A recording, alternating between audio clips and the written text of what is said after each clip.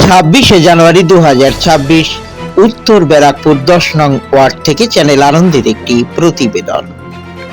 রাজ্য সরকারের পথশ্রী প্রকল্পের শুভ সূচনা করলেন উত্তর ব্যারাকপুরের 10 নং ওয়ার্ডের পৌরমাতা ইতি বিশ্বাস। বিস্তারিত জানালেন চ্যানেল আনন্দকে বিশিষ্ট সমাজসেবক ভোলা বিশ্বাস।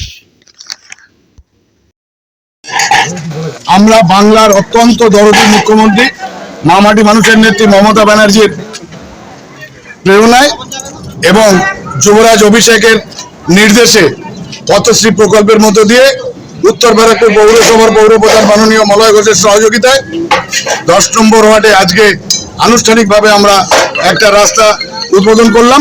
রাস্তা উদ্বোধন করলেন সেবাগ্রামে সবাই আছেন, এখানে আছেন ভোলাধর, আছে দাগি, আছে সঞ্জু, আছে রবি, আছে দুলালদা, সুমল রায়, এলাকার সমস্ত মানুষ, এবং সেই সঙ্গে নারকেল ফাটিয়ে আনুষ্ঠানিকভাবে শুভ কাজের উদ্বোধন করলেন 10 নম্বর ওয়ার্ডের অত্যন্ত জনপ্রিয় কাউন্সিলর মাননীয় ইতি বিশ্বাস মহাশয়।